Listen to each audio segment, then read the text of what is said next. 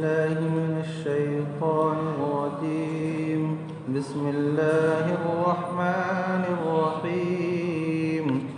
ألم نجعل الأرض كفاة أحياء وأمواتا وجعلنا فيها رواسي شامخات وأسقيناكم ماء فراتا ويل يومئذ للمكذبين.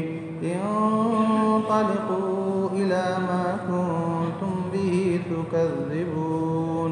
انطلقوا إلى ظل ذي ثلاث شعب لا ظليل ولا يغني من اللهب إنها ترمي بشرر كالقصر كأنه جمالة صفر ويل يومئذ للمكذبين.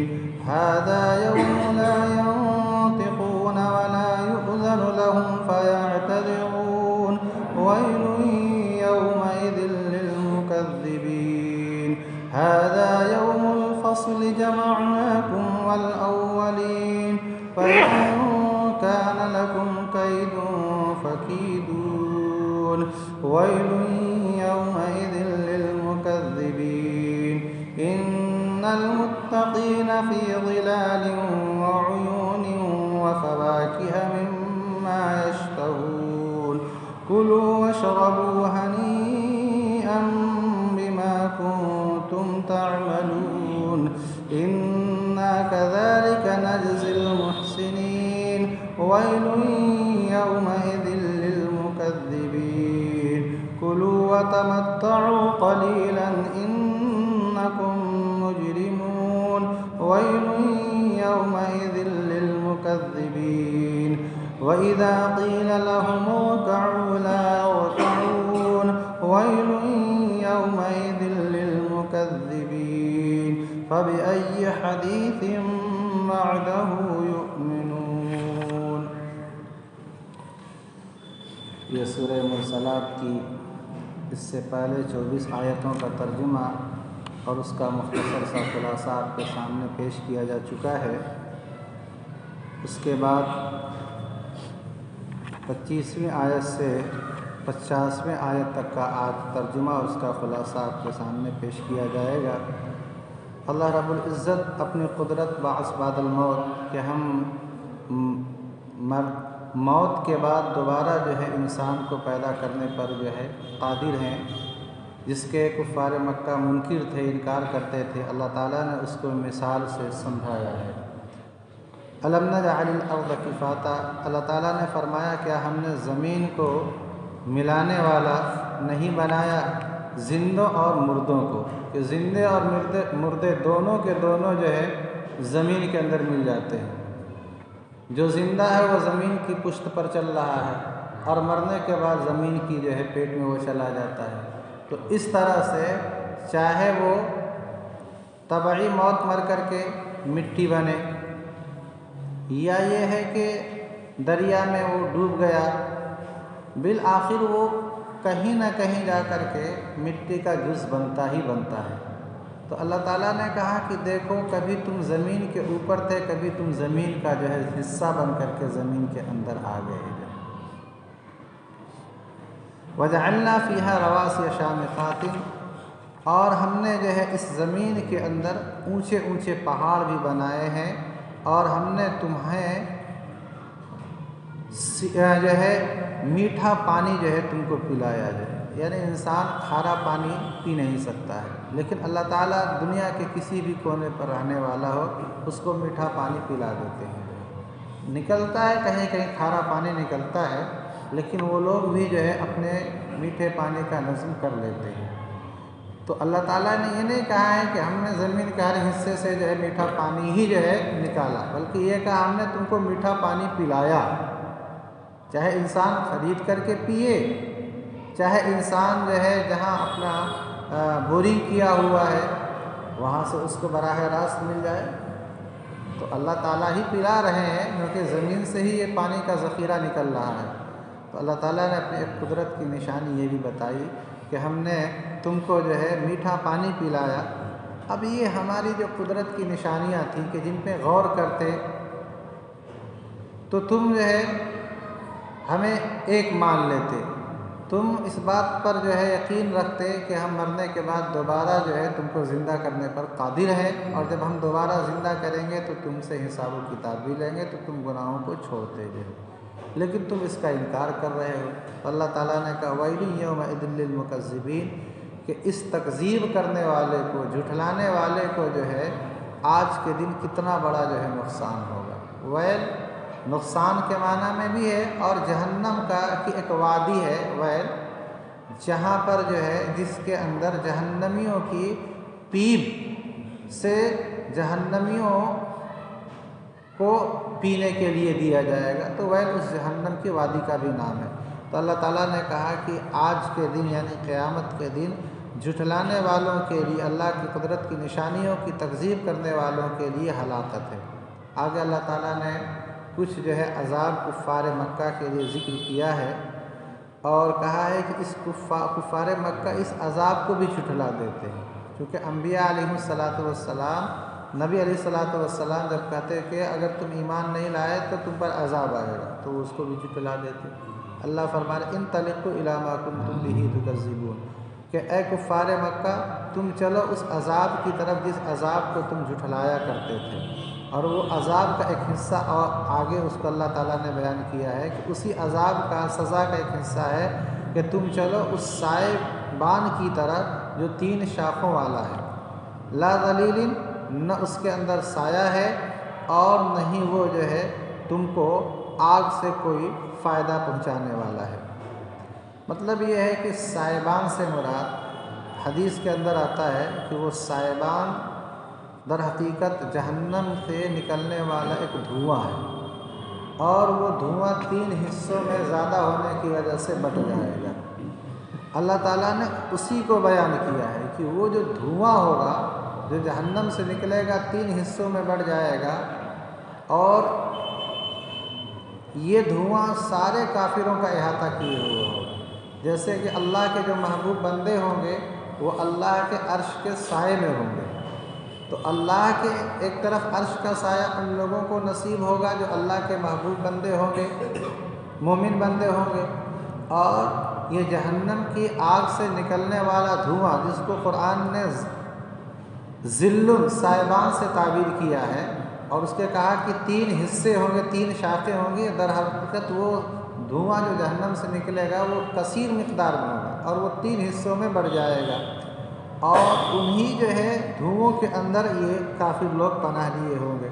اللہ فرماتے ہیں کہ تمہارے اس پناہ لینے سے تم کو کوئی سایہ نصیب نہیں ہوگا، اور تم چاہو کہ آگ سے تم کو کچھ فائدہ مل جائے، آگ سے تم بچ جاؤ، تب بھی تمہاری حفاظت نہیں ہو سکتی۔ لا ذلیل یہ جو ہے سائبان نہ سایہ دینے والا ہے، ولا یغنی من اللہب اور نہ یہ آگ سے تم کو بچانے والا ہے۔ انہا ترمی بشرر کالقصر یہ تو انگارے برسا رہا ہے، ایسے انگارے برسائے گا ایسے جیسے کہ محلات، اور وہ محلات ایسے ہوں گے جیسے کہ کالے کالے اونٹ۔ یہ اللہ تعالیٰ نے ایک تشبیہ دی ہے کہ وہ جہنم سے جو آگ نکلے گی، وہ آگ کی جو چنگاریاں ہوں گی تو وہ اولاً بہت بڑی ہوں گی۔ جیسے آپ دیکھتے ہیں لکڑی، جلی ہوئی لکڑی سے جو چنگاری نکلتی ہے تو اولاً بڑی ہوتی ہے، اور بڑی ہونے کے بعد زمین پر وہ جو ہے گرتی ہے تو اس کے ریزے ریزے ہو جاتے ہیں، چھوٹی چھوٹی چنگاریاں ہو جاتی ہیں۔ تو اللہ تعالیٰ نے کہا کہ یہ جہنم کی آگ سے جو چنگاریاں نکلیں گی وہ اولاً تو محل کی طرح ہوں گی، بڑی بڑی ہوں گی، اور پھر بعد میں جو ہے وہ چنگاریاں ایسی ہوں گی جیسے کہ جو ہے کالے اونٹ ہوتے ہیں، اونٹ بھی کتنا بڑا ہوتا ہے جو ہے، تو آخری حالت اونٹ کی طرح ہوگی، اور اول والی حالت، شروع والی حالت جو ہوگی وہ محل کی طرح ہوگی۔ آدمی ایک معمولی ماچس کی تلی جلائے تو پوری بستی کی بستی جو ہے راکھ ہو جائے گی۔ یہاں آگ نہیں، آگ کی چنگاری جو اس سے نکل رہی ہے، تو اللہ تعالیٰ نے کہا کہ یہ آگ کی چنگاری جو نکلے گی تو محل کی طرح ہوگی، اور یہ ابتدائی حالت ہے۔ انتہائی حالت، آخری جو حالت ہوگی وہ ایسے جیسے کالے سیاہ اونٹ ہوتے ہیں۔ تو یہ تو آخرت کی آگ کی چنگاریوں کا حال ہے، اور آخرت کی آگ جو ہے دنیا کی آگ سے کہیں ہزار گنا جو ہے بڑھی ہوئی ہے۔ انہا ترمی بشرر کالقصر، یہ جہنم کی آگ چنگاریاں برسائیں گی، اور وہ چنگاریاں محل کی طرح ہوں گی، اور آخر میں وہ جو ہے محل ایسے ہوں گے جیسے کہ کالے کالے اونٹ۔ ویل، تو اب یہ ہے کہ اللہ کا عذاب ہوگا، تو اس کو ہی مان لیتے کفار مکہ، اس کو بھی جھٹلا دیتے تھے کہ ایسا ہے کہ یہ سب عذاب کچھ ہوگا نہیں، یہ محمد صلی اللہ علیہ وسلم اپنی زبان سے ایک بات کہہ رہے ہیں جس کا حقیقت سے کوئی تعلق نہیں ہے۔ اللہ تعالیٰ فرما رہے ہیں ویل یومئذ، آج کے دن ان جھٹلانے والوں کے لیے بڑی بربادی ہے، بڑی ہلاکت ہے۔ ھذا یوم لا ینطقون، فرمایا آج جو فیصلے کا دن ہے، اس دن یہ بول بھی نہیں پائیں گے، اور نہ ان کو اجازت دی جائے گی کہ وہ معذرت کریں۔ بعض آیتوں میں اس تو ہے کہ اللہ تعالیٰ جو ہے کہ سامنے یہ بولیں گے اور جھوٹ بولیں گے، اور دنیا میں جس طرح سے جو ہے جھوٹا عذر پیش کرتے تھے ویسا عذر پیش کریں گے۔ اس آیت میں ہے کہ جو ہے یہ بولنا چاہیں تو بول بھی نہیں پائیں گے، اور ان کو عذر پیش کرنے کی اجازت بھی نہیں ملے گی۔ اصل میں قیامت جب قائم ہوگی تو اس کے مختلف مراحل ہوں گے۔ کسی مرحلے میں کسی موقع پر جو ہے وہ بولیں گے اور جھوٹ بولیں گے، اور کسی موقع پر جو ہے وہ بول نہیں پائیں گے، اور وہ عذر کرنا چاہیں تو عذر بھی نہیں کر پائیں گے۔ تو یہ انہی مقامات میں سے اس مقام کا تذکرہ ہے جہاں بول نہیں پائیں گے، ورنہ یہ نہیں ہونا چاہیے کہ قرآن میں ہی تو آتا ہے، بیان میں بھی لوگ کرتے ہیں کہ کافر لوگ بولیں گے اور جھوٹ بولیں گے، اور یہاں اللہ تعالیٰ کہہ رہے ہیں کہ یہ بول بھی نہیں پائیں گے۔ تو میں نے بتایا کہ بھئی کئی مقام ہوتے ہیں، ایک مقام آتا ہے آدمی کا کہ آدمی بولتا ہے، اور کبھی آدمی آتا ہے کہ نہیں بول پاتا ہے تکلیف میں کی وجہ سے۔ تو ایسے ہی کہ ایک مقام وہ ہوگا کہ جہاں یہ بولنے کی اجازت ہوگی تو بولیں گے، اور ایک مقام وہ آئے گا ان کے لیے کہ جہاں بولنے کی ان کی اجازت نہیں ہوگی۔ اللہ نے اسی مقام کا تذکرہ کیا ہے کہ ھذا یوم، کہ وہ دن ہے، یہ وہ دن ہے کہ جس دن یہ نہ بول پائیں گے اور نہ ان کو اجازت ملے گی کہ وہ عذر پیش کریں گے۔ ویل یومئذ للمکذبین، تو جھٹلانے والوں کے لیے آج کے دن بڑی بربادی ہے۔ ھذا یوم الفصل، یہ فیصلے کا دن ہے، حساب و کتاب کا دن ہے۔ جمعناکم الاولین، ہم نے تم کو بھی اے کفار مکہ آج جمع کر رکھا ہے، والاولین، اور پچھلی قوموں کو بھی جمع کر رکھا ہے۔ فإن کان لکم کید، اگر تمہارے پاس کوئی ہمارے اس حساب و کتاب سے بچنے کی کوئی تدبیر ہے، فکیدونی، تو وہ تدبیر میرے خلاف اختیار کر لو۔ جیسے تم دنیا میں محمد صلی اللہ علیہ وسلم کے خلاف تدبیریں رچتے تھے، طرح طرح کی جو ہے سازشیں رچتے تھے، آج فیصلے کی گھڑی کا دن ہے، آج تم جو ہے کیا کرو، کوئی چال چلو میرے خلاف۔ گویا کہ یہ ان کو عاجز بنانے کے لیے، وہ تو کوئی چال چل نہیں پائیں گے۔ ہوتا ہے نا، آدمی جب دیکھتا ہے کہ یہ بھاگ نہیں پائے گا تو بھاگو، کتنا بھاگو گے، کیونکہ ہاتھ میں جو ہے گن لیے رہتا ہے، مار دے گا وہ۔ تو یہ ایسے ہی ہے ایک انداز کہ اللہ تعالیٰ فرما رہے ہیں کہ اب تو تم سب آ گئے ہمارے پاس نا، اب چلو تدبیر کرو، کوئی تم کر سکتے ہو تو۔ یہ گویا ایسا آرڈر ہے کہ جس کو سامنے والا کرنے سے عاجز ہے، نہیں کر پائے گا، ہاتھ پاؤں باندھ دیا اور کہا بھاگو، تو کہاں سے بھاگے گا؟ تو وہی ہے ھذا یوم الفصل، یہ فیصلے کا دن ہے، ہم نے تم کو جمع کر رکھا ہے، والاولین، اور پہلے لوگوں کو بھی جمع کر رکھا ہے۔ فإن کان لکم کید فکیدون، اگر تمہارے پاس کوئی چال ہے اے کافرو تو وہ چال تم چلو۔ ویل یومئذ للمکذبین، آج کے دن جو ہے جھٹلانے والوں کے لیے بڑی ہلاکت اور بربادی ہے۔ یہ تو کافروں کا حال بیان کیا کہ جو ہے یہ جہنم میں جائیں گے تو کس کس طرح سے اللہ تعالیٰ ان کو سزائیں دیں گے۔ لیکن جو اللہ کے متقی اور پرہیزگار بندے ہیں وہ کہاں ہوں گے؟ فرمایا ان المتقین فی ظلال، کہ جو اللہ کے پرہیزگار بندے ہیں وہ سایوں میں، چشموں میں، اور اپنے من پسند جو ہے میووں کے اندر ہوں گے، یعنی جو ہے جو میوہ چاہیں گے وہ کھائیں گے۔ جس چشمے پر وہ جانا چاہیں، پانی کا چشمہ الگ ہوگا، دودھ کا چشمہ الگ ہوگا، شراب کا چشمہ الگ ہوگا، شہد کا چشمہ الگ ہوگا۔ چشمہ سے مراد یہ چشمہ نہیں، چشمہ سے مراد جہاں سے جو ہے کوئی چیز پھوٹتی ہے، جیسے پانی جو ہے نکلتا ہے تو نہر مراد ہے ایک طرح سے۔ کلو واشربوا، اللہ تعالیٰ کہیں گے مزے لے کر کے تم کھاؤ اور پیو، بما کنتم تعملون، اس عمل کے بدلے جو تم دنیا میں کیا کرتے تھے، یعنی جو تم کر رہے ہو، یا جو تم جو ہے کھانے کو تمہیں مل رہا ہے، پینے کو مل رہا ہے، اس کو بڑے مزے سے کھاؤ، ڈر ڈر کر کے نہیں کھانا ہے۔ یہاں آپ کوئی باس پوس ہونے والا نہیں، یار اتنا کھا لیا ہے نا، اتنے گھنٹے سے کھا رہا ہے۔ مزے لینے کا مطلب یہ ہے کہ نہ وقت کی جو ہے اس کے اندر کوئی وقت کی کوئی تعین ہے اور نہ مقدار کی کوئی تعین ہے۔ بھئی ہمارے یہاں جو کھانا کھایا جاتا ہے تو کھانے کی بھی ایک لمٹ ہوتی ہے اور کھانا کھانے کے وقت کی بھی ایک لمٹ ہوتی ہے، وہاں ایسا نہیں ہے۔ تو مزے کا مطلب یہ کہ کھاؤ اور پیو مزے لے کر کے، بما کنتم تعملون، اپنے عمل کے بدلے، انا کذالک نجزی المحسنین، ہم نیک لوگوں کو اسی طرح سے بدلہ دیتے ہیں۔ ویل یومئذ للمکذبین، جب اللہ کے نبی یہ کہتے تھے کہ متقیوں کو، اللہ سے ڈرنے والوں کو یہ ملے گا، تو اس کو بھی جھٹلا دیتے تھے یہ کافر۔ اللہ فرما رہے ہیں کہ آج کے دن ان جھٹلانے والے کافروں کے لیے بڑی بربادی ہوگی۔ کلوا وتمتعوا، اب اللہ تعالیٰ کہہ رہے ہیں کہ تم بھی کھا رہے ہو، یہ ابو بکر و عمر بھی کھا رہے ہیں، لیکن ابو بکر و عمر ہے نا، یہ عثمان و علی، یہ سب وہاں بھی کھائیں گے مزے سے، لیکن تم دنیا ہی میں کھاؤ گے مزے سے۔ اسی کو اللہ تعالیٰ نے کہا کلوا وتمتعوا، اے کافرو، اے مکہ کے کافرو، تم کھا لو اور مزے لے لو تھوڑی دن تک، یعنی دنیا میں جب تک تمہاری حیات ہے اتنے ہی تک کھا لو اور مزے لے لو۔ انکم مجرمون، تم سب جو ہے یقیناً مجرم ہی ہو۔ ویل یومئذ للمکذبین، آج کے دن جھٹلانے والوں کے لیے بڑی بربادی ہے۔ وَإِذَا قِيلَ لَهُمْ ارْكَعُوا، اور جب ان کافروں سے کہا جاتا ہے کہ بھئی اللہ کے سامنے جھکو، رکوع کا مطلب ہوتا ہے جھکنا، یہاں جھکنے سے مراد ہے اللہ تعالیٰ کے حکم کو بجا لانا، ایمان لے آنا، اللہ کے جتنے احکام ہیں ان کی جو ہے بجا آوری۔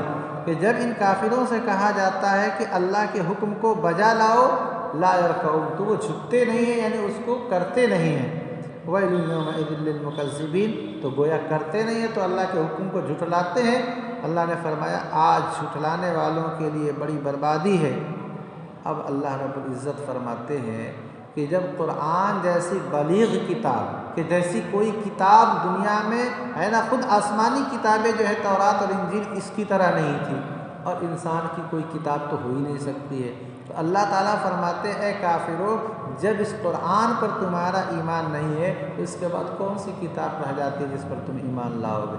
اس میں گویا تسلی ہے آپ وسلم کو کہ آپ جو ہے ان کی ایمان اللہ لانے سے بہت زیادہ اپنے دل پر جو ہے بوجھ مت رکھیے، جو ہے یہ ایمان نہیں لائیں گے، جو ہے ابو لہب ہے، ابو جہل وغیرہ۔ فَبِأَيِّ حَدِيثٍ بَعْدَهُ، تو کون سی بات پر قرآن کے بعد یہ لوگ ایمان لے آئیں گے، یعنی ایمان لانے والے یہ لوگ نہیں ہیں۔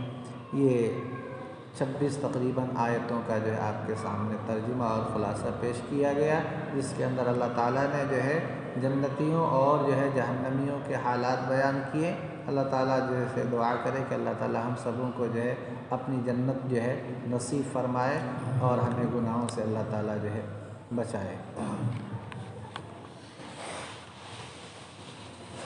الحمد للہ رب العالمین، والصلاة والسلام علی سید الانبیاء والمرسلین۔ ربنا ظلمنا انفسنا وان لم تغفر لنا وترحمنا لنكونن من الخاسرین۔ رب اجعلنی مقیم الصلاة ومن ذریتی، ربنا تقبل دعاء۔ ربنا لا تؤاخذنا ان نسینا او اخطانا، ربنا ولا تحمل علينا اثرا كما حملته على الذين من قبلنا، ربنا ولا تحملنا ما لا طاقة لنا به، واعف عنا واغفر لنا وارحمنا انت مولانا فانصرنا على القوم الكافرين۔